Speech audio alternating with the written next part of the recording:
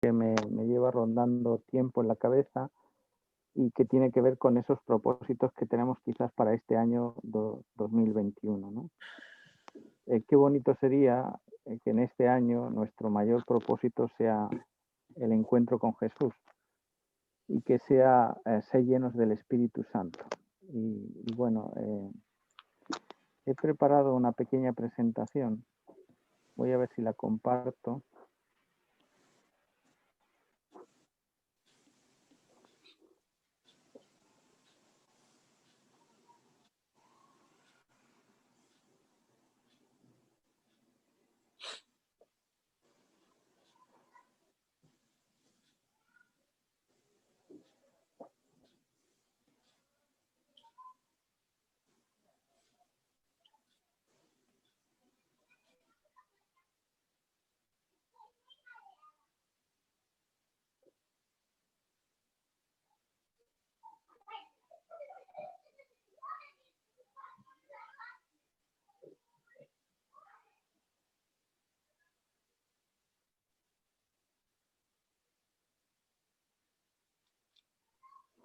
Vale, ahora sí.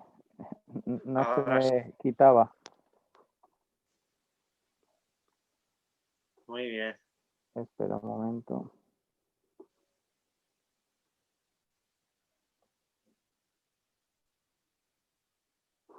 Vale, ahora sí.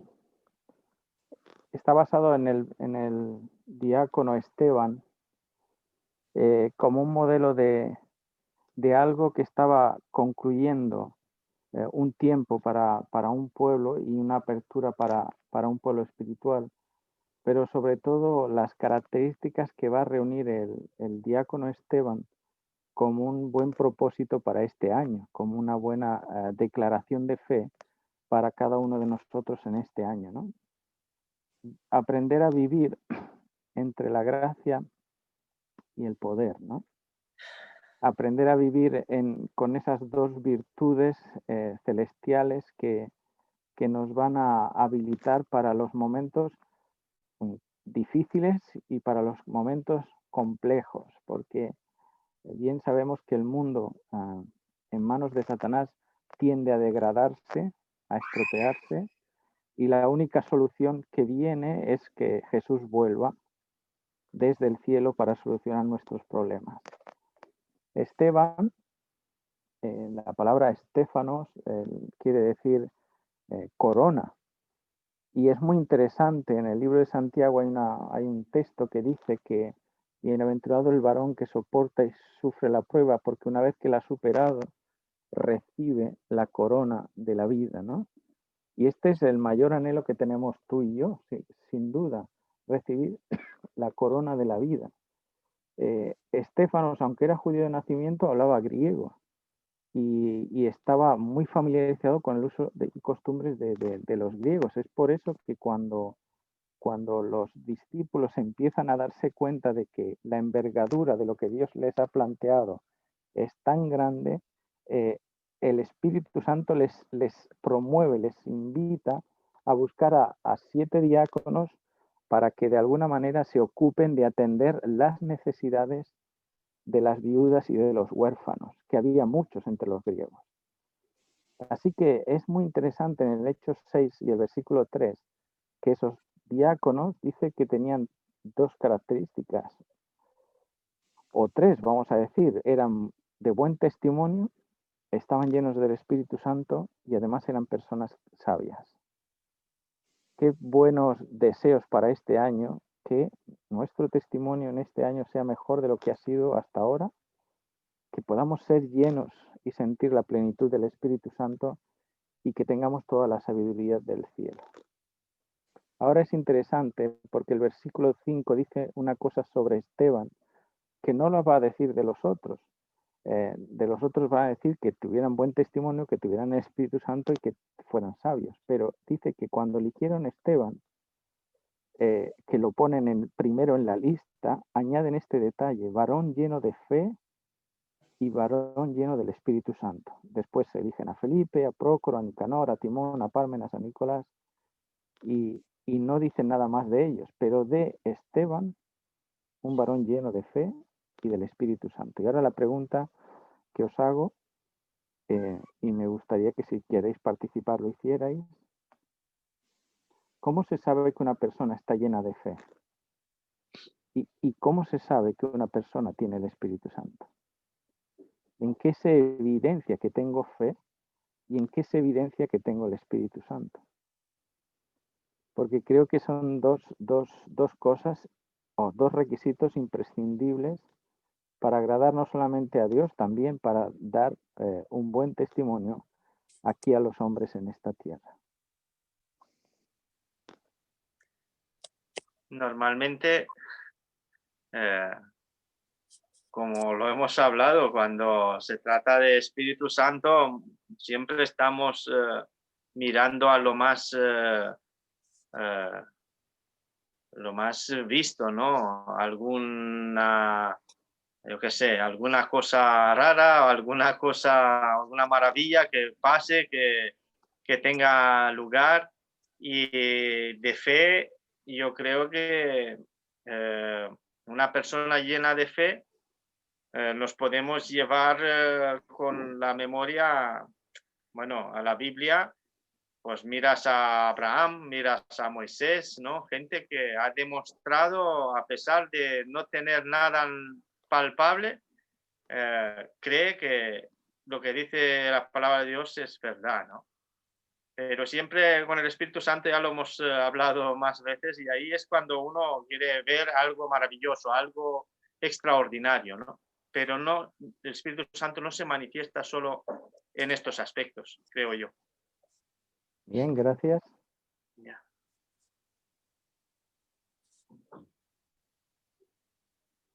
Si hay otras ideas, se pueden compartir. Es curioso cuando se habla de la fe. Nosotros definimos la fe como la certeza de lo que no se ve, de lo que se espera, es la capacidad de confiar sin ver, ¿vale? Entonces, ¿cómo se demuestra que un hombre tiene fe? Quizás por su condición de confianza en Dios, por su dependencia de Dios. Aunque las cosas estén oscuras, difíciles, el hombre de fe siempre se aferra al poder de Dios, no tanto al poder que esté en sus manos. Y la evidencia del Espíritu Santo, como Cristi, tú decías, se evidencia sin duda en lo que nosotros podemos palpar o visualizar, que son los frutos del Espíritu, ¿no? Que tiene que ver con sus capacidades de amar, de perdonar, de dominio propio, estas virtudes que son inherentes a la presencia del Espíritu Santo en nuestras vidas. Lo que pasa es que tenemos que hacer una diferenciación a veces entre la fe y la presunción. A veces nos confundimos y mezclamos los términos y pensamos que la fe es lanzarse al vacío, pero sin pensar, ¿no? La presunción comienza con un deseo personal y esta es una declaración, mira, qué interesante. Pero la fe comienza con una promesa de Dios.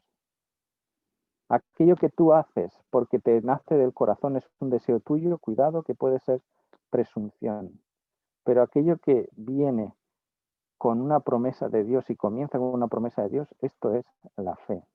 La presunción es que la ira ocurre en los corazones de aquellos que tienen expectativas frustradas.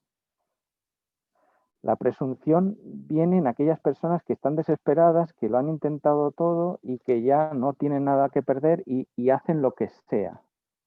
Sin embargo, la fe verdadera, la alegría, ha inundado el corazón de aquellos que confían en Dios sin importar sus circunstancias. Fíjate, la gente que es presunciosa lo que hace es que como la cosa no la ve funcionar o no está bien en su vida, va inventando cosas, va inventando cosas y va inventando cosas, porque quiere que las cosas mejoren.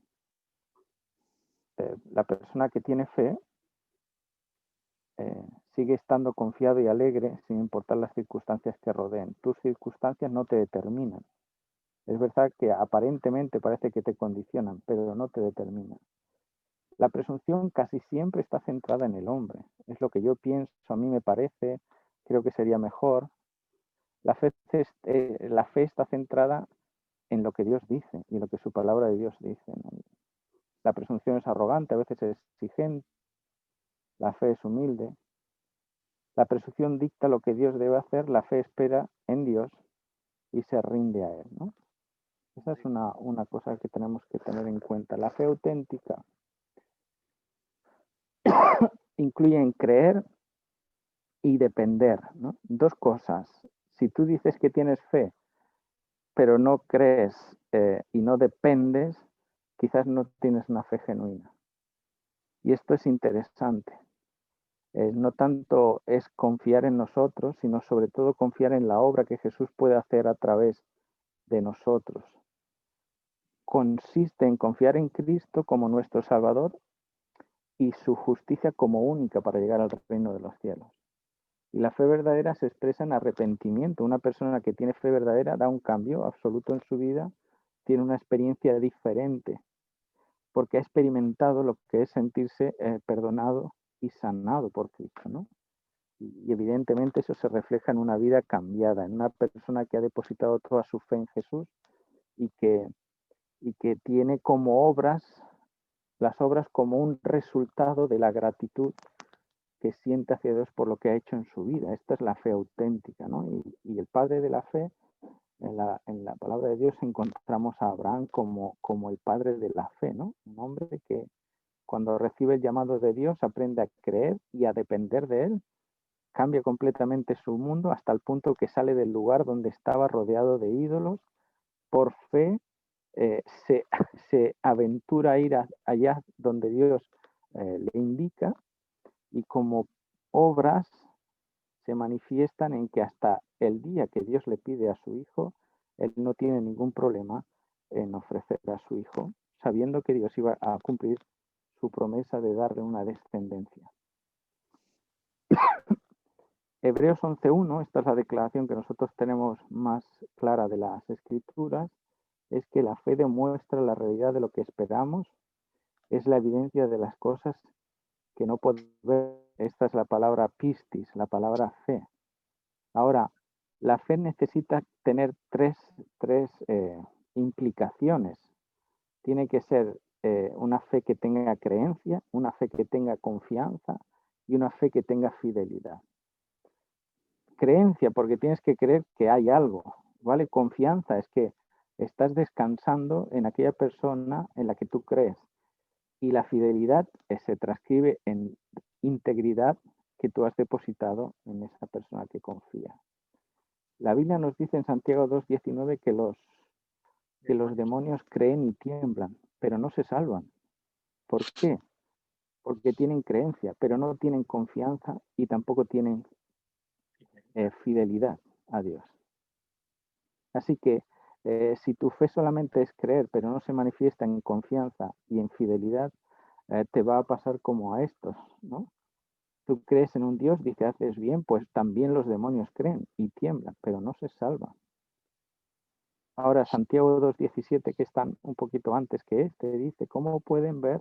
La fe por sí sola no es suficiente, a menos que produzca buenas acciones, es inútil.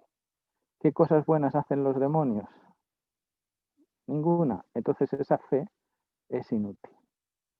Así que la verdadera fe, por definición, tiene que ver estos tres grados de compromiso: confianza, creencia y fidelidad, que se transcribe en acciones buenas.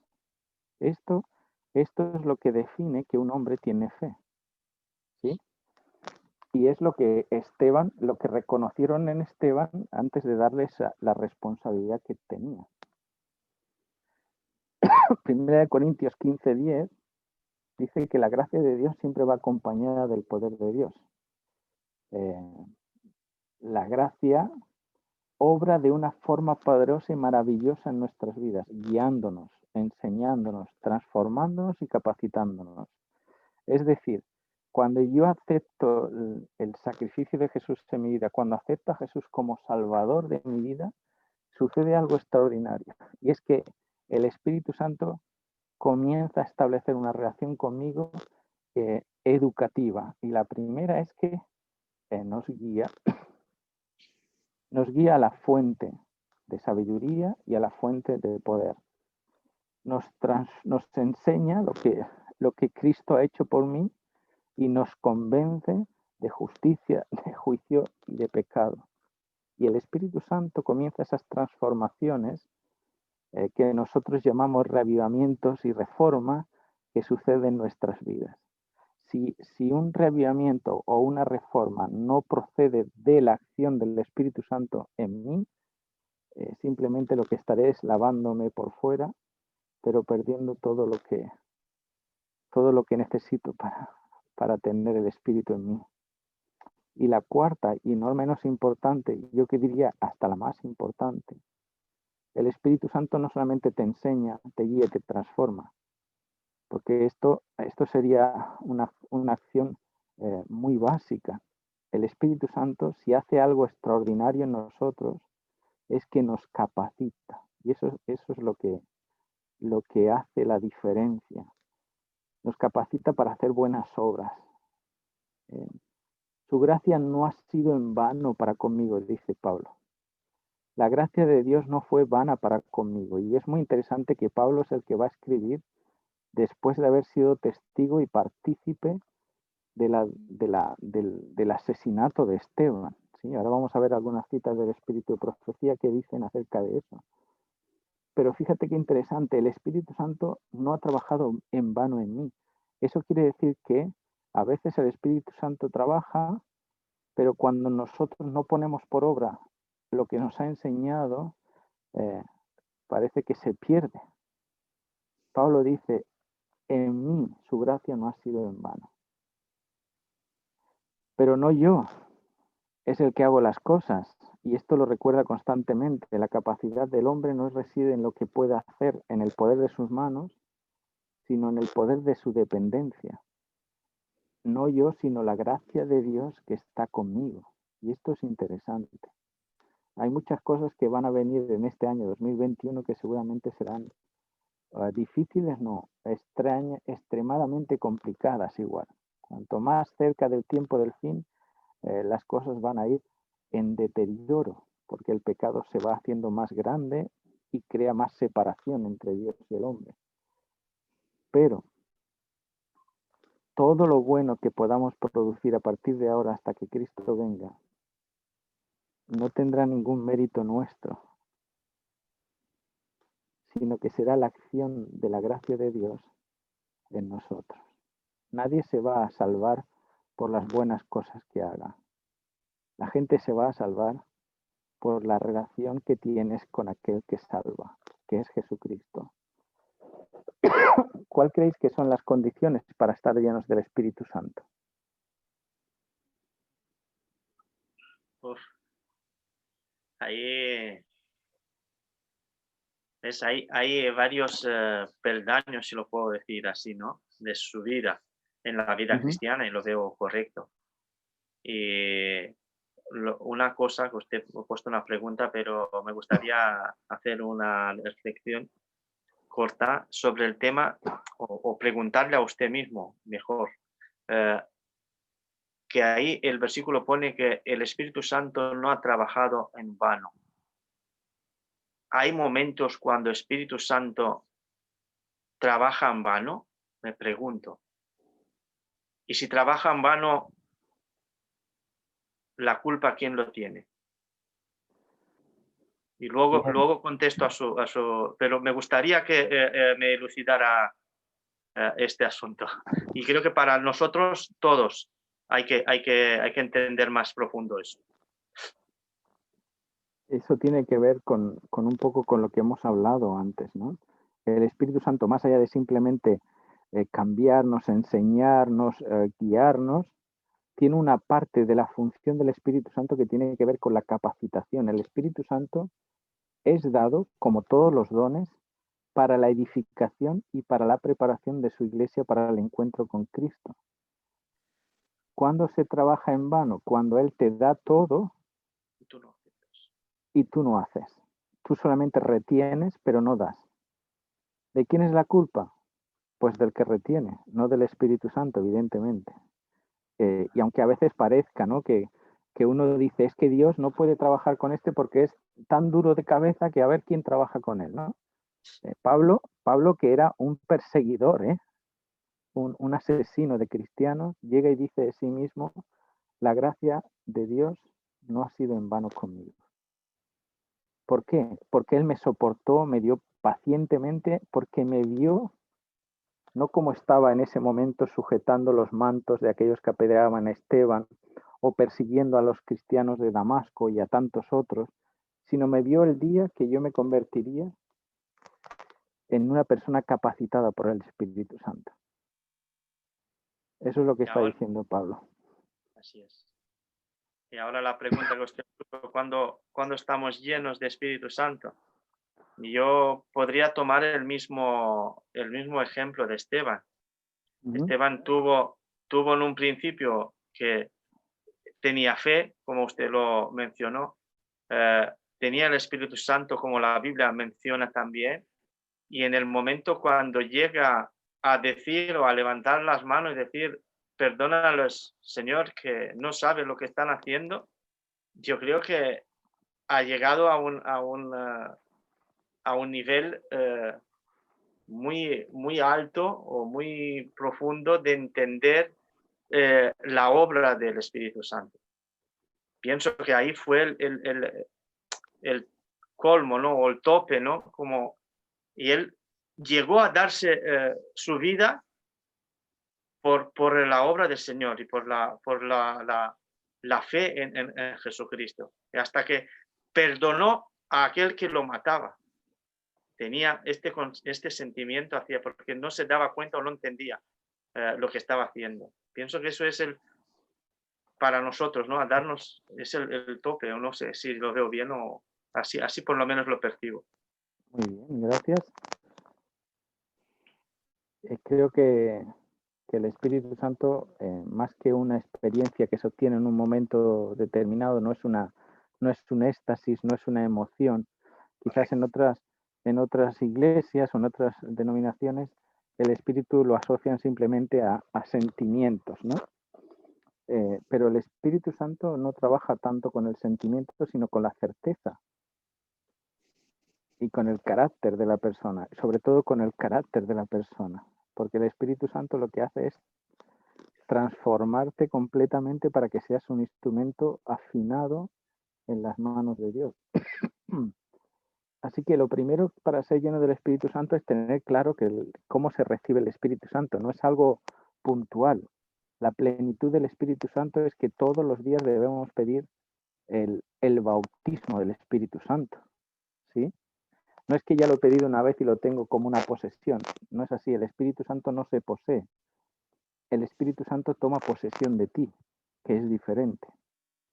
Y eso tiene que ver con la petición. Tú tienes que pedir la lluvia del Espíritu Santo diariamente. ¿Para qué? Para recibir la lluvia tardía y tener el poder de hacer aquellas cosas que hacían aquellos hombres en el siglo I, ¿no? Los diáconos y los predicadores de la palabra de Dios, los apóstoles, ¿no? Pero si hay una condición que Pablo muestra como muy clara en Gálatas 5:16, dice, andad en el Espíritu. ¿Y cómo se anda en el Espíritu? Dice, no satisfaciendo los deseos de la carne. Y te va a dar, el capítulo 5 te va a dar una gran lista de lo que son los deseos de la carne. Que hay una cosa que es muy interesante. Cuando hablamos de los deseos de la carne, nosotros nos centramos sobre todo en aquellas cosas que son como muy evidentes, ¿no? La fornicación, la lascivia, el adulterio, la inmundicia, la idolatría, la hechicería, ¿no? En Gálatas 5:18. Pero también el versículo 20 dice una cosa interesante. Los deseos de la carne también, las obras de la carne también son enemistades, pleitos, celos, iras, contiendas, divisiones, envidias, herejías. Esto también son frutos de la carne. Y esto nosotros como creyentes hemos tenido muy claro que lo que hemos leído antes de brujería, hechicería, fornicación, lascivia, esos son los frutos de la carne.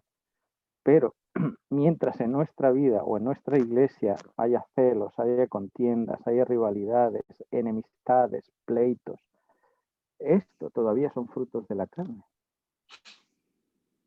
¿Cómo se anda en el espíritu? No satisfaciendo los deseos de la carne. Y mira lo que es, la palabra es correcta. No quiere decir que no tengamos la tentación o la tendencia a sentir celos, ira o lo que sea, sino no darle satisfacción a esos deseos. En el momento que vengan a tu vida, pedir, Señor, ayúdame a ver a la persona como tú quieres que yo la vea. Ayúdame a perdonar como tú quieres que yo perdone. ¿Para qué?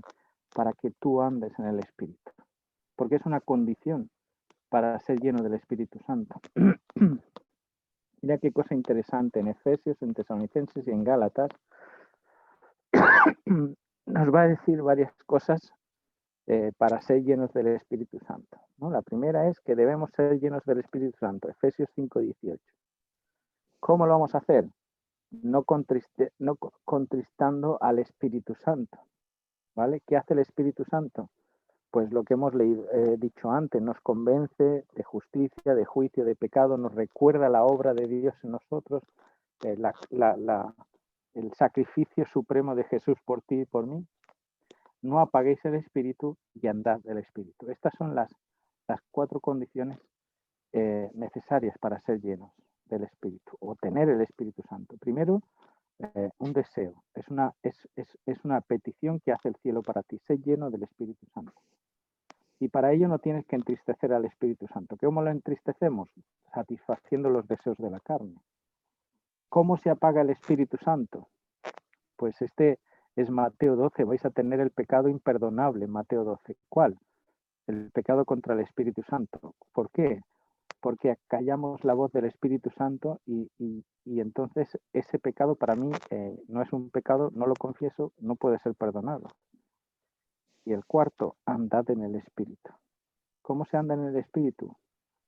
Pues haciendo obras de bien, usando los talentos, los dones de los cuales el Espíritu me ha capacitado para la obra de Dios y para su avance en esta tierra.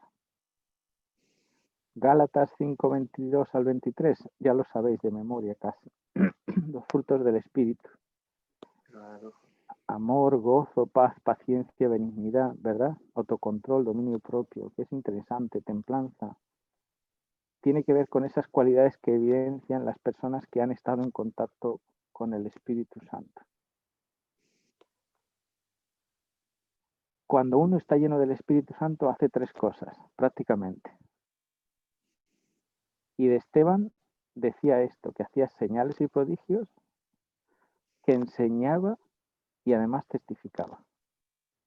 Estas son las 3 acciones que realiza aquellos que están llenos del Espíritu Santo. Hacía señales y prodigios. Mira, esto viene en el libro Recibiréis Poder de Elena White. Dice, la promesa del Espíritu Santo no se limita a ninguna edad ni raza. Y eso es muy interesante. Porque a veces pensamos que la condición del Espíritu Santo es para ciertas personas o para cierta madurez o edad, ¿no? Y es muy extraño, hasta cierta raza, ¿no? Qué curioso. Cristo declaró que la influencia divina del Espíritu Santo estaría en sus seguidores hasta el fin. Desde el Pentecostés hasta el tiempo del fin, dice, el Consolador ha sido enviado para ser entregado plenamente al Señor y a su servicio. Y esta parte es muy interesante. Todo el que acepta a Cristo como su Salvador personal, en el Espíritu Santo ha venido a Él como consejero, santificador, guía y testigo. Cuanto más cerca de Dios anden los creyentes, más clara y más poderosamente han testificado de su amor redentor y de su gracia salvadora. Fíjate que la acción del Espíritu Santo lo que te impele es a testificar de tu amor, del amor de Dios por ti y por la humanidad, ¿no? los hombres y las mujeres que a través de largos siglos de persecución y prueba gozaron de una medida de la presencia del Espíritu Santo en sus vidas, se destacaron porque fueron señales y prodigios en el mundo. Me gusta mucho esa frase, porque a veces pensamos que las señales y los prodigios son hacer cosas grandes, hacer que, yo que sé, que a un manco le crezca la mano o que un cojo camine. Eso para nosotros son señales y prodigios, pero Elena White hace una percepción interesante. Se destacaron, sus vidas se destacaron como señales y prodigios en el mundo. Es decir, tú eres el milagro y tú eres el prodigio de Dios en esta tierra. ¿Cuándo? Cuando testificas. Revelaron ante los ángeles y ante los hombres el poder transformador del amor redentor de Cristo. Es extraordinario. Cuando tú ofreces lo que Cristo ha hecho por ti, tú te conviertes en una señal y un prodigio para Dios. Eso me llamó mucho la atención.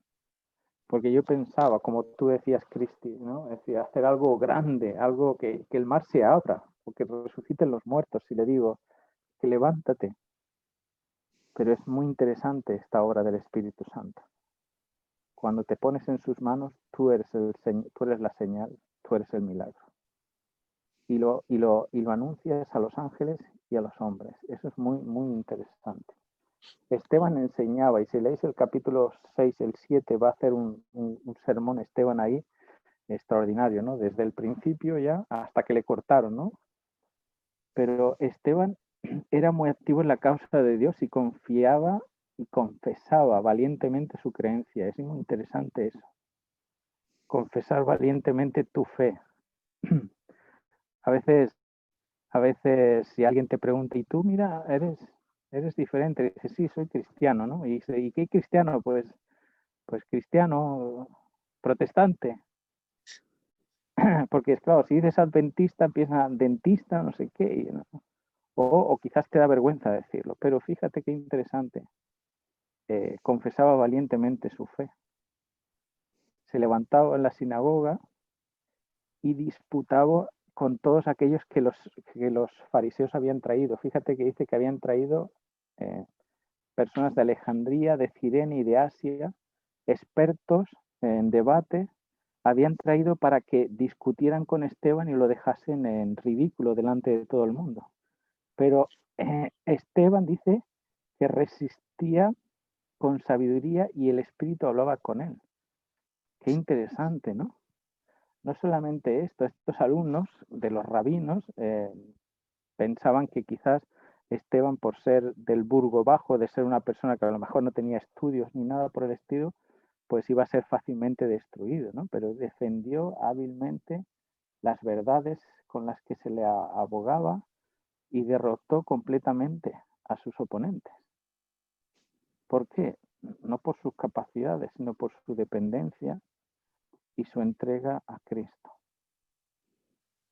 Ahora sí, Esteban en el capítulo 7 da evidencia de que conocía las Escrituras, porque hace un repaso de toda la teología desde el Antiguo Testamento hasta su tiempo.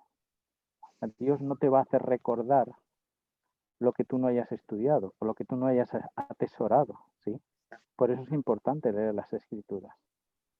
Y no solamente leerlas, escucharlas también, pero una manera de que la palabra de Dios se quede fijada en nuestra memoria es cuando yo la leo y cuando yo la comparto. Se aprende más enseñando que recibiendo. Y cuando tú tienes que enseñarle a otra persona lo que tú crees, el acto mismo de prepararte para darle a él, lo que hace es atesorar en ti cosas que el Espíritu Santo algún día las usará para presentar defensa de nuestra fe delante, quién sabe. Así es, pastor. Eso, Adelante. creo que cada uno tenemos la experiencia de entender lo que usted ha dicho. Eso, si atesoramos, si leemos, escudriñamos, el Espíritu Santo nos recordará. Pero si no hemos pasado por ahí, no tendremos. Eso es el aceite que tenemos Correcto, correcto. que, tenemos que ponerlo como tesoro. Es el pan de cada día nuestro, ¿no? No solo de pan vive el hombre, sino de toda la palabra que sale de la boca de Dios. Y esto le llevó a Esteban a testificar. ¿Y de qué manera testificó Esteban? No diciéndoles una teoría simplemente. Fíjate, testificó con su vida. ¿Cómo? Perdonando a los que le estaban quitando la vida. Esa es la evidencia más grande de una testificación. Una cosa es decir, no, Dios me ama, pero a mi hermano que lo veo necesitado no le doy ni la mano, ¿no? Esta es la creencia que se convierte en acción buena, como decía. Si no, es como con los demonios, ¿eh? Ellos creen, pero no hacen ninguna cosa buena, no les sirve de nada, no se salvan, ¿sí? No porque te salvas por las obras, sino porque la fe es un requisito absoluto para ver a Dios. Sin la fe, nadie podrá ver a Dios. Pero la fe que tiene creencia, que tiene confianza y que además tiene compromiso, ¿no? Fidelidad con Dios. Dice que Esteban, en este libro de El Espíritu de Profecía, sobre la vida de Elena White, dice, mientras Esteban estaba frente a frente con sus jueces para responder por el crimen de blasfemia, porque le habían dicho que estaba blasfemando, dice, un resplandor santo iluminó su rostro. Mira qué interesante. Le brilló el rostro, como Moisés cuando bajó del desierto, del monte Sinaí, ¿no? De aquellos días que estuvo para recibir las tablas de la ley, se tuvo que poner un velo y el rostro le brillaba, ¿no? La Sequiná, mira qué interesante esa expresión. La Sequiná era la luz o la fuente de luz que había encima de la cubierta del arca, que era la presencia misma de Dios. Era un espectáculo, dice, que nunca más contemplarían en el templo. Había desaparecido la Sequiná. De hecho, en la época de Jesús no estaba ni el arca. Había allí una piedra que recordaba que había estado el arca, pero hacía tiempo que la gloria de Dios había abandonado el templo de Jerusalén, ¿no? De Ezequiel. Correcto. Y fíjate qué interesante, dice, nunca más volverían a contemplar aquella Sequiná en el templo. ¿Y cuándo fue la última vez que se manifestó la Sequiná de Dios en el templo? En la persona de Esteban, que estaba siendo juzgada por ser fieles a Dios, ¿no? El rostro iluminado de Esteban, dice, les hacía temblar y ocultaban sus rostros,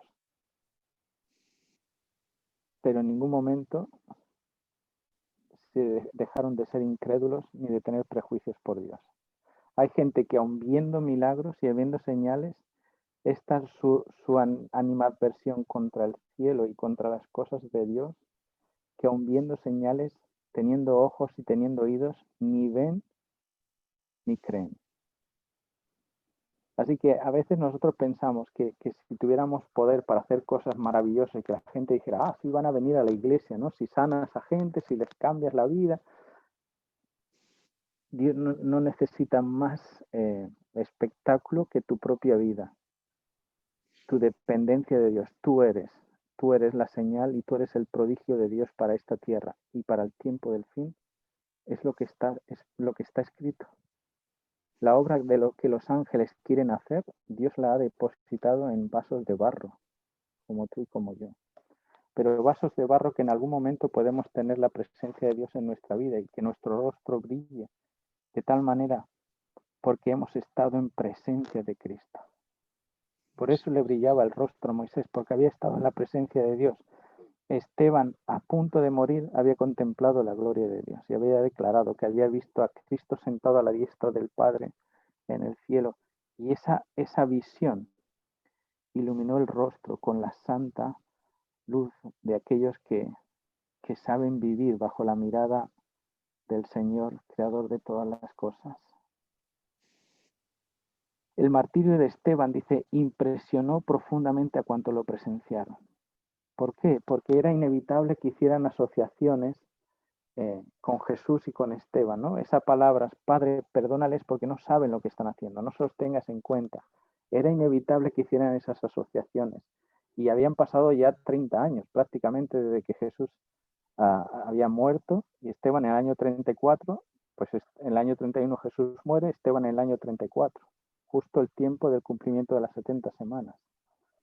Impresionó a todos los que lo presenciaron. Su muerte fue una dura prueba para la iglesia, dice, pero el cambio produjo convicción en una persona, en Saulo. Qué interesante, ¿no? O sea, todo como engranado de una manera perfecta. Un gran hombre de Dios es llamado al descanso, como Esteban, que era un hombre que testificaba, que ayudaba, que predicaba, y de repente Dios va a empezar a despertar un instrumento también precioso en las manos de Dios. Saulo no podía borrar de su memoria la fe y la constancia del mártir y el resplandor que le había iluminado. Esto quedó marcado y definitivamente fue algo que trastornó a Saulo. Después de la muerte de Esteban, Saulo fue elegido miembro del Sanedrín, en premio a la parte que había tomado por ellos en aquella ocasión. Fíjate qué interesante, ¿no? Es como Judas, ¿no? Que traicionó al maestro con 30 monedas aquí. Este entra al Sanedrín, solamente estaba compuesto por 70 hombres y tenías que ser elegido porque alguien te ha invitado, un número determinado de los 70 te han propuesto a ti.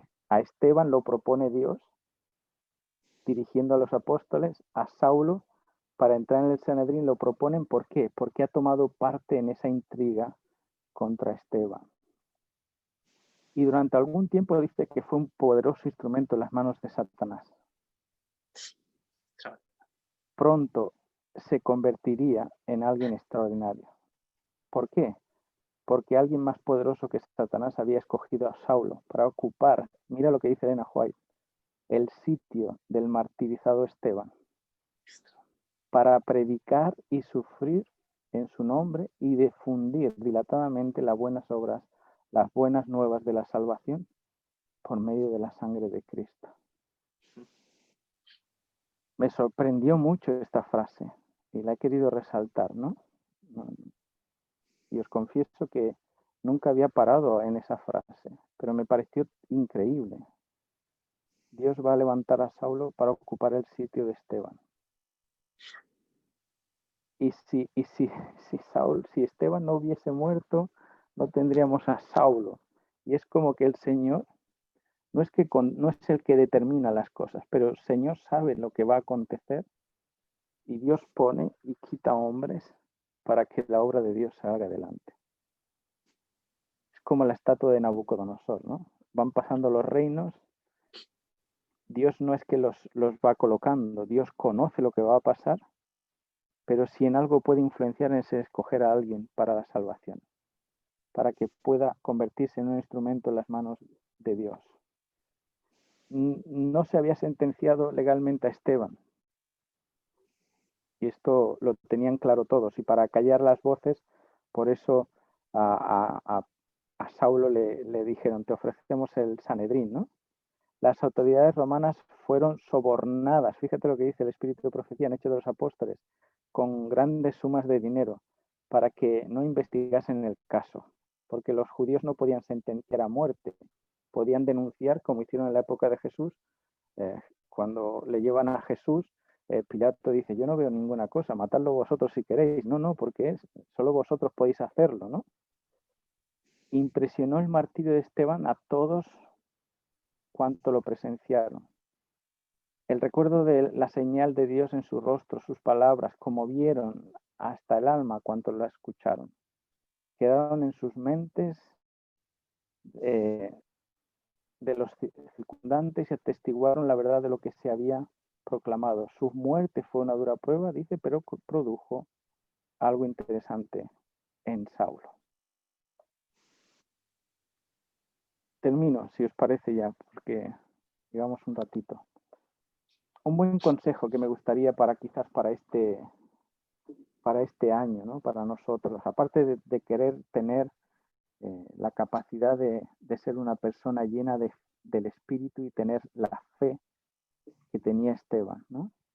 De convertirme en un instrumento en las manos de Dios, aparte de querer tener una buena relación con Jesús, cambiar mi vida y además proclamar lo que Cristo ha hecho en mi vida. Mírate este texto de Crónicas 28:9, ¿no? Dice tú, Salomón, un consejo de David a Salomón. Tú, Salomón, hijo mío, reconoce a Dios, al Dios de tu padre, y sírvele. Mira qué interesante. ¿Cómo se le sirve al Señor? ¿Cómo le vamos a servir al Señor en este año? Pues con corazón íntegro y con buena voluntad, con un ánimo voluntarioso. Me gusta mucho ese texto.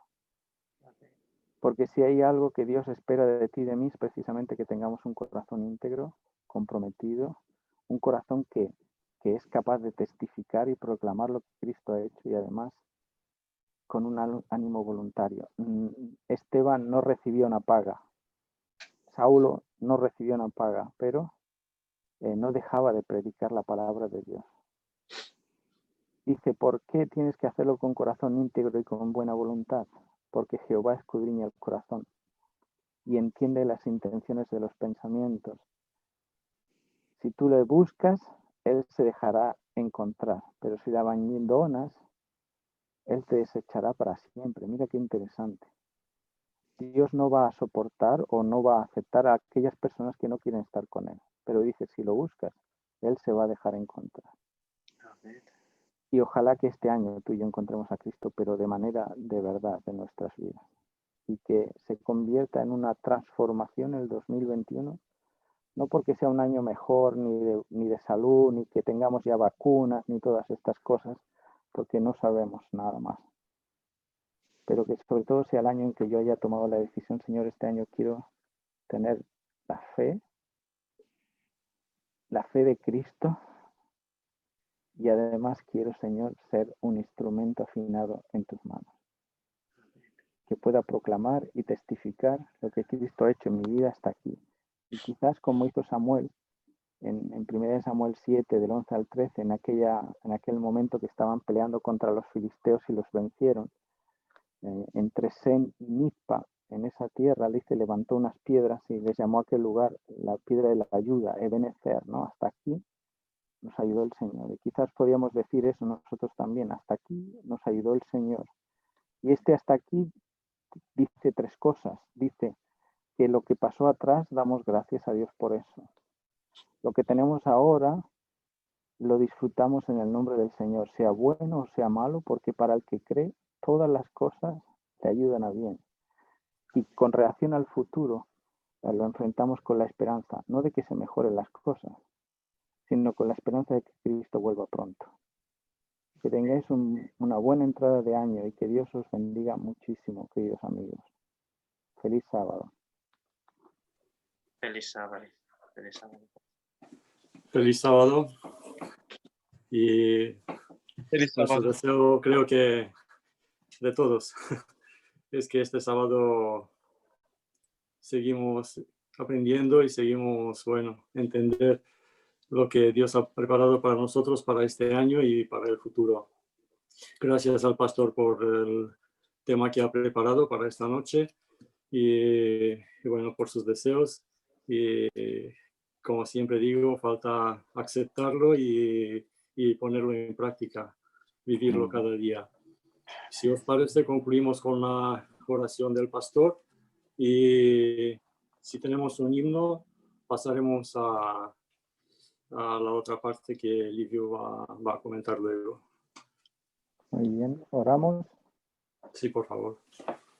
Querido Padre, Dios nuestro, en este momento, Señor, queremos levantar una piedra simbólica en este lugar, en este Zoom, Señor, en esta iglesia virtual, para decirte que estamos agradecidos, Señor, por todo lo que has permitido que pase en nuestras vidas, por todo lo que has hecho en nuestras vidas y por todo de lo que nos has librado, Señor, en este año sin que nosotros quizás seamos conscientes de ello. Ahora queremos, Señor, enfrentar este nuevo año con la certeza de que tú estás más cerca, de que tú vas a terminar en nosotros, Señor, tu obra de perfección, vas a terminar de dibujarnos en nuestro corazón, Señor, en nuestra mente tus propósitos, y confiamos, Señor, en que lo que venga por delante, si es en tu compañía, Señor, que no nos dé temor.